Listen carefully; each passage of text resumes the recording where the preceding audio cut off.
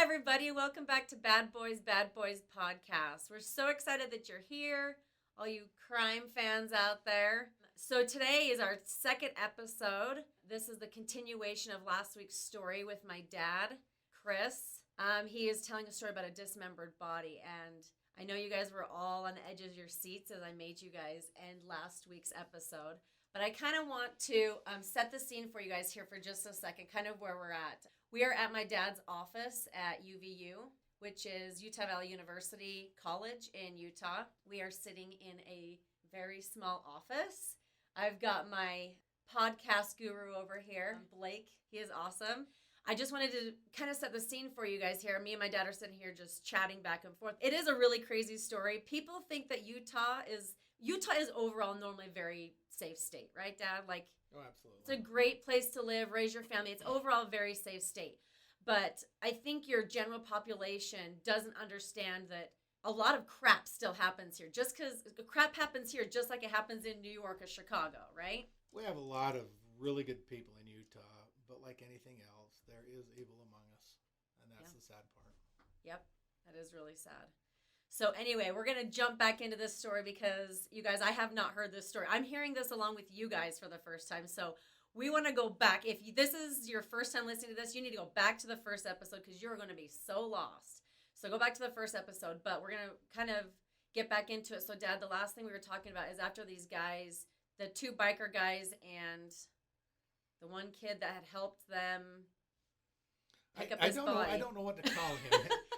He wasn't really an accomplice, but he was just kind of there. Yeah. And he was a witness, and he was traumatized because he knew that if he said anything, that he would be a victim too. Yeah. And he's their driver, so they've dismembered the body. Now they've disposed of the body. They just threw it out off the side of the road, and now they've driven up to a bar in Evanston, Wyoming. And because the biker dude's like, let's go get a drink. So they're heading to the bar. They really don't care. For them, it's a kind of an everyday deal. Jeez. So they go and they have a few drinks, and then they know that this kid is scared to death. He won't drink. He doesn't want to get stopped by the highway patrol or anybody on the way back down, driving down I-80 because he's afraid. He's just terrified of these guys of what could happen. So he doesn't drink. They have a few beers, and then they says, okay, let's head back to Salt Lake. So they get back in the truck and they start to go down, and as they driving down the road, they can hear something in the back of in the bed of the truck. And the one guy says, pull over the freeway for a second. He says, what's making that noise back there? Well, he reaches back in the truck, and where they had dismembered this man's body and had put it into the duffel bag, they forgot his head. Oh. And his head was still in the duffel bag, and it was kind of rolling around in the bed of the truck. That's horrible. Yeah. Well, you got to understand, this is not a really good group of people. So they're used to this kind of thing. Again, it's an everyday thing to kill somebody and have heads rolling around. I don't know if it's an everyday thing for them. At least I sure hope not. Jeez.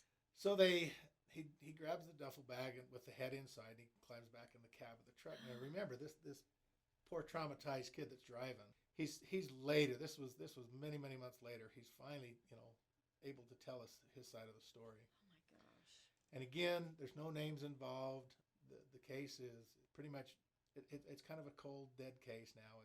It's not going to go anywhere. Anyway, they as they're driving down I-80, they get to the exit just before Echo Reservoir, and these biker guys tell him to pull over, go around over by the reservoir. And as they get out, they order him to stop the truck. They get out and they take the bag out, and they very cruelly take the bag and just bash it against the rocks a few times. There's some big boulders there along the side of the lake so people don't drive off. And then they load a bunch of rocks into the bag, and one of the guys walks out on the dam and just heaves it out into the deep water. What would be the point of them smashing his head in the bag against the rocks? What's the point of that? Again, they're traumatizing their witness. He has seen so much today. He watched them shoot this guy. They watched him dismember him. They watched him throw his body up along the side of the road. They're traumatizing this poor guy. And this is just part of their traumatization of this poor guy. Jeez. They take him out, and then they he has witnessed everything, and they've told him, you say anything, same thing's going to happen to you. Well, after watching that, of course you're going to keep your mouth shut. And Yeah. you know that they're capable of doing what they've done because you just witnessed it. So, And they're kind of doing it nonchalantly, like, yeah, like it's no big deal to them because obviously it wasn't a big deal to them. Right. So they get back into the truck after they've thrown it out in the middle of the, as far as they could chuck it out in the lake, and rocks in it, and it just sinks down to the bottom. And the lake is full of fish and crawdads and different things that will help over time, lose the tissue and stuff off of whatever ended up down in there. Yeah. This was one of the parts that we actually never did recover on the body, and it was, even though we knew where it was never to the point that we were able to search for it and find it. Well, and after a year, like you said, it's fish bait. I mean, unfortunately. So, and again, now several months has passed. Now we're finding this body, and we're putting it together. And again, we're trying to piece all this together. And the reason I'm jumping to this point is now we have actually learned what's gone on. But during the interim, there's several months that we have no idea. But obviously, we don't know because we hadn't found the body yet. So this guy who was the witness and the female who was the witness and victim, kind of, because she was the one that's involved in the sex trade, they are running drugs. They're running dope for these guys, and they have a large amount of methamphetamine. And they come down Provo Canyon, and they stop at Canyon Glen there in Provo Canyon. Well, good deputies of Utah County, they want to know why somebody's pulled over there at 3 o'clock in the morning. And, good job, Utah County. Deputies go out and do a great job, and they find these two, and obviously these two are just tweaked out of their minds. They're high on meth. They get them out. The deputy calls for backup. Another deputy gets up there, and they obviously they're under the influence of drugs. They arrest them, search the car, and they find it was a large amount. I want to say 13 ounces, but I don't know if it was that much. I can't remember the exact number.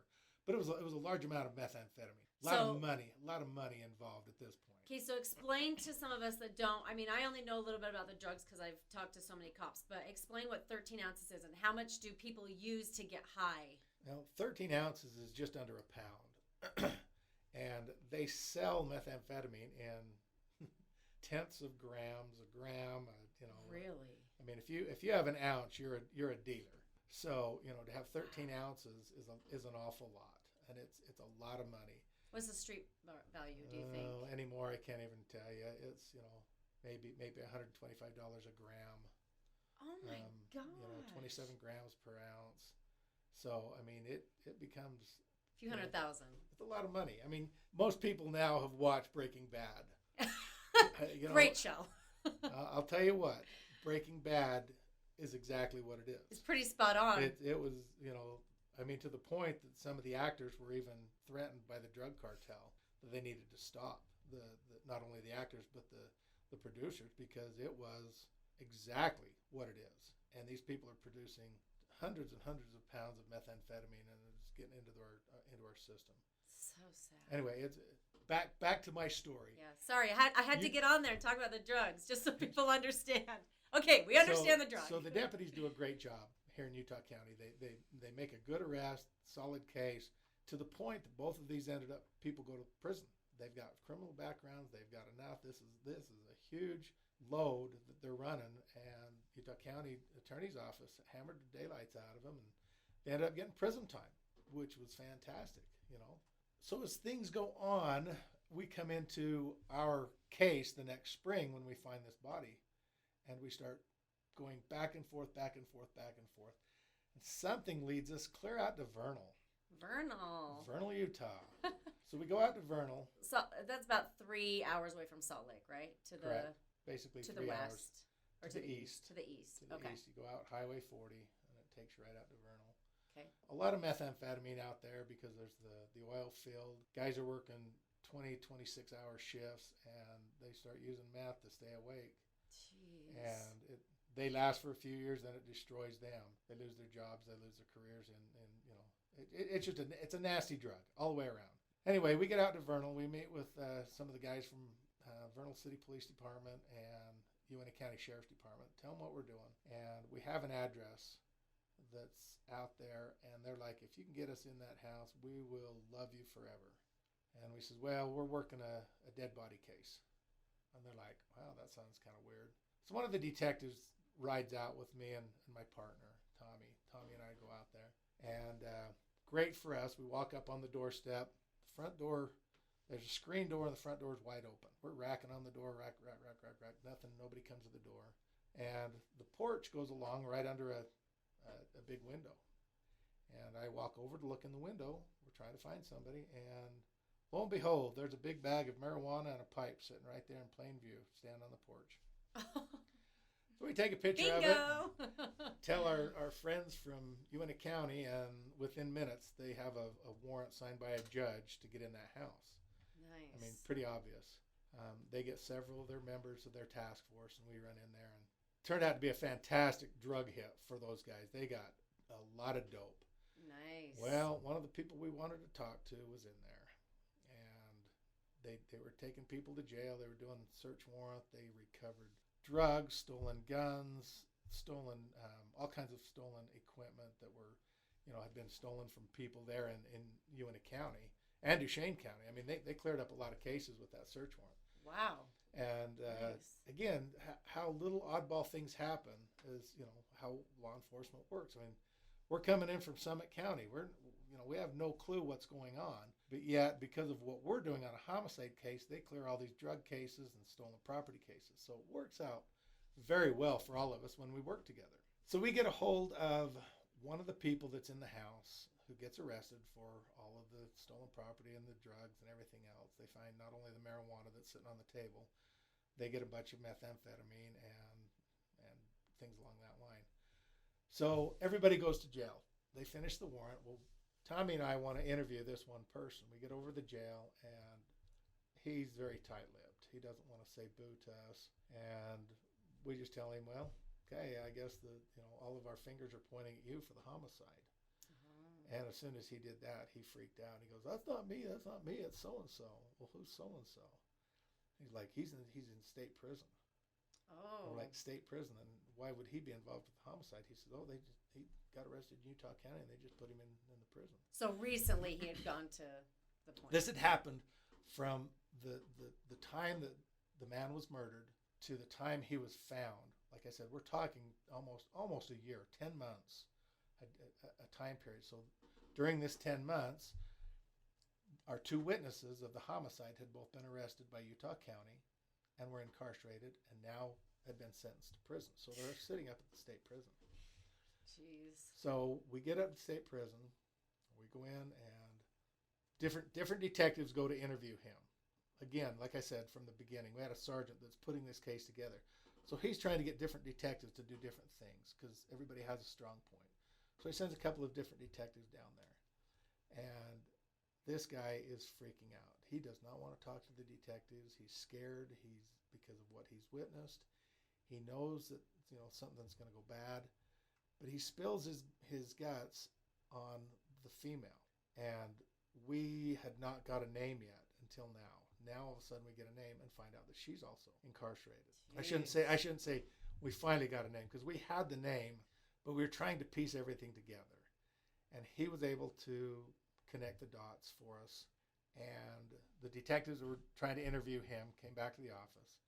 They decided to try and go interview the female tomorrow. So we get one of our female detectives and another male detective, and they go down and pull her aside.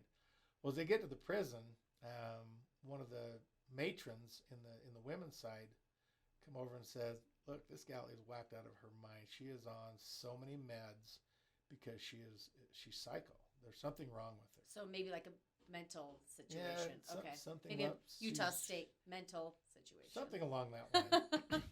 Okay. Well, they go in and they try to interview her, and the second they start talking to her, she freaks out. She is just whacked out of her gourd. Well, come to find out is she is not taking her meds.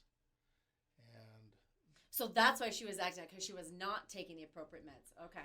And so they finally, the detective says, we can't interview her until she's on her medication so they can actually talk to her. So over the course of the next few days, the crime lab, the people at the state prison, they're wonderful guys and gals in law enforcement. That is an untapped source Oh, man. for people to help with information. Anyway, they are able to get her on her meds. They have to force medicate her, but she gets on her meds. And they finally get in and get the opportunity to interview her. And they interview her, and she cries and screams and can't talk straight, but she muddles through basically what had happened to this man. And the location was exactly where we had figured. Everything was now coming together. And piece by piece by piece by piece, we were able to put all this together. Well, now we go back and interview the other guy that's in prison, and he now is corroborating her story. He doesn't know we've talked to her. We don't know what she said, but we just finally are able to figure out the whole case here. Anyway, the long story short is this thing just took many, many, many months to come to a closure. We did search warrants all over Salt Lake County. We helped Uinta County out there in the basin. My gosh, this thing dragged through Utah. It was a tough case. We ended up going down to Salt Lake. We interviewed more people in Salt Lake, and it was trying to chase these guys down that are bikers. They have no place to live. They're bikers. They're gangsters. They live a different world than we do. We finally were able to get a couple of names, and things just never surfaced where we could actually find these guys to interview them.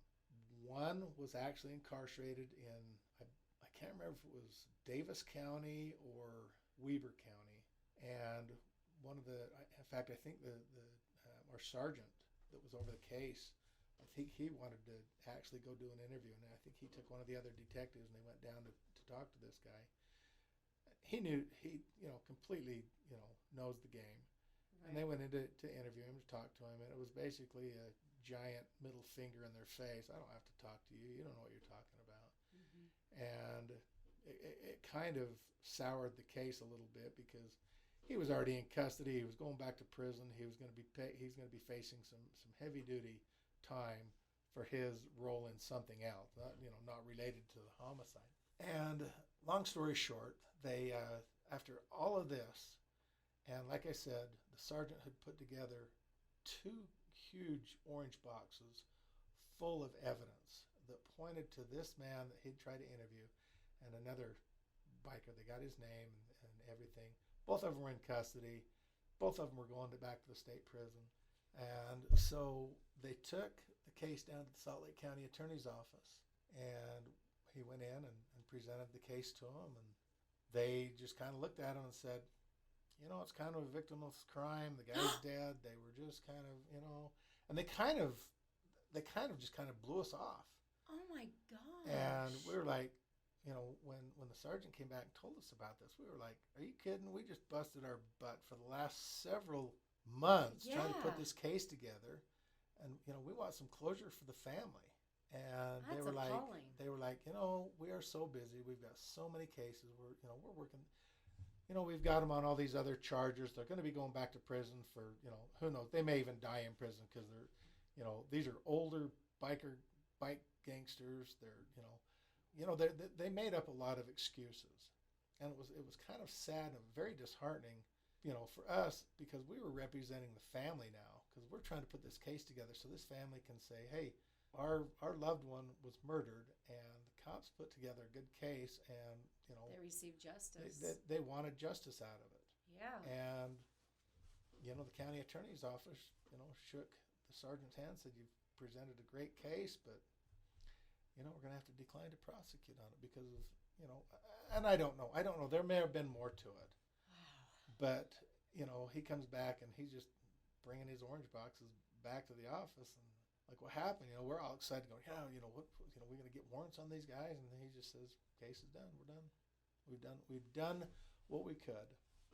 Oh my gosh! And that's sad for you guys to just like walk away, like hands in the air, like I just worked my ass off for all this, and. Well, but you have to understand, there's things that sometimes we don't understand how the prosecutors have to look at things. Right. And theirs is a different world. They work their butts off too. It's not like they just sit around and do nothing. But sometimes in the cop's mind, we get mad and we get frustrated. We're like, how dare they not prosecute this case? And I've been in lots of meetings with county attorneys' offices, in Utah County, Summit County, Wasatch County, with cases, and I've been in screaming matches with attorneys. The problem is they are the ones that have to make the final choice. No matter how hard I work on a case, it can get tossed by an attorney. And they're like, sorry, we don't have enough, or, you need to dig a little deeper. With great case, but, it just doesn't quite fit what we're doing right now. Wow. And I kind of felt like that's what happened with this case, is they were so busy. You got another agency from another county coming in, trying to add more work to their workload. And Salt Lake County is a busy place. Don't get me wrong. Those guys at their attorney's office, they're hard workers. And I'm not taking anything away from anybody, but it was frustrating for us to work this case and did everything we thought we were connecting the dots, and we did. Like I said, for as many search warrants and as many things, the sergeant that had this case, he pieced together an awesome case. And if I had been an attorney, who knows? I'd have said, heavens yes, let's hammer the daylights out of these guys. Let's get them. But you also have the cop mentality too. I do. So. And there's a lot of the prosecuting attorneys over the county attorney's office that have got that cop attitude. Yeah. And they're, when I worked narcotics in Utah County, we had a county attorney that was just a great guy. He would come out on our search warrants with us. He would help us. He would come to our briefings. He wanted to know everything that was going on. Wow. And he's fantastic. And he's still out at the county attorney's office. And I still can call him. I've got his number in my phone. And I was like, hey, I've got this. What do you think? And he's always there for great advice. And that's what we have to realize is they're on our team too. We're just the enforcers. They're the ones that have to go through and prosecute and make sure that the dots that we've connected now connect to the dots that they need to have to prosecute someone in a court of law. Right. And it is. I don't want to call it a game, but it kind of is. It's like a giant chess match. And you have to be able to maneuver everything properly. Some cases are great. They're easy. You put them together, you slam it, you high-five each other and go, okay, great case. And the county attorney calls you and say, you screwed up so bad because you didn't do this, this, and this. And you look at each other and go, oh, crap. But the county attorney says, we can fix it. You've got to go back and make sure you do this, this, and this. And, he's not, and they're always telling you, do not lie. Don't falsify anything. Make sure you do things right. And it's like, okay, it's a learning curve. Right. And this way sometimes, you've got these younger officers, they're full of piss and vinegar, and they want to go out and tear everything up. And then you've got the seasoned guy that's standing there going, wait a minute. You got to do this, you got to do this, you got to do this. Why? And he's like, because I'm older, I'm wiser, and I've had my butt chewed by the county attorney's office more than you have. So if you want to avoid that, listen to me. If you want to do things right, you need to make sure and dot your I's, cross your T's, and make sure you do it right. And this is especially in today's world. It's hard enough to put a criminal away now anymore because, the prisons are overcrowded. The people don't like cops anymore. Like you talked about earlier, we're the necessary evil in the world. But the thing is, if people want to really see chaos, take your police officers off the streets for a week. We are, in all honesty, we are so blessed to live in the United States. Most of the men and women in law enforcement are very strong, incredible, honest people that want to go out and serve their communities. Like I said, I taught the police academy for over 20 years. I've seen a lot of really good men and women come through that have gone out and done great jobs for their communities. I've had the opportunity to put officers that I have taught in different states, New Mexico, Nevada, Idaho, Wyoming, all over the state of Utah, from St. George clear up to Logan, and out to Tooele County, out to Uintah County. I've known so many law enforcement people that I've had the opportunity to teach, and they go and do the job because they want to do what's right for the community. And it's a tough job, there's days people, Christmas time's fun.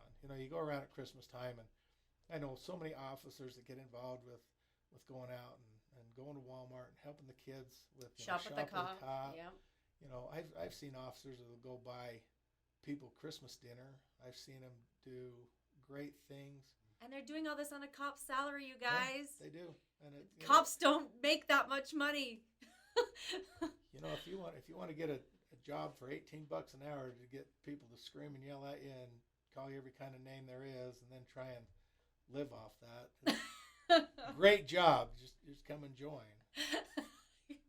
Sign me up. I wish more agencies, and a lot of agencies pay very good. Don't get me wrong. I mean, I'm joking a little bit about the $18, but some agencies still pay those low wages because they live in communities that people don't care for law enforcement. Because the other counties or cities are seeing the value in their police officers. Where there's a lot of cities that pay very well. Yeah. Because they know and they take care of their officers. They might not be able to pay them as much as they would like to, but they treat them well. They give them good benefits, and they take care of them in different ways. So, being involved in law enforcement, it's a great career. It's a great job. If anybody listening to this podcast wants to get involved, there are ways to do it. We want good people. If you have a clean background, meaning you don't have any felony arrests, and law enforcement is a job you want to do, check into it. Find somebody that you know, or go talk to your local a police officer in your local agency, or sheriff's deputy, or state trooper.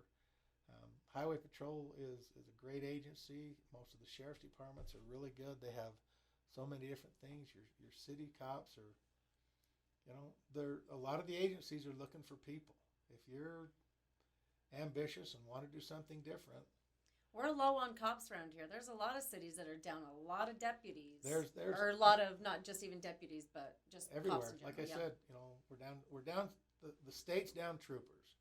Most counties are down deputies, and most cities are down officers. Yeah. So there are plenty of openings with most of your law enforcement agencies around the state.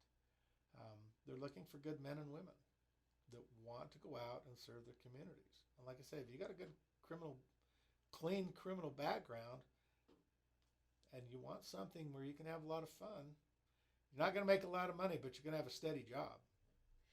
All right. Well, thank you, Dad, for interviewing with me. I'm so excited to get this podcast going. I was so excited to interview a bunch more of my dad's friends and local buddies around here. There's so many good guys here in Utah County. There's some great stories to be heard. Well, that's what we hope to bring to you guys, is more funny stories, scary stories, just anything on the job stories. So thank you so much for tuning in, and we will see you guys next week.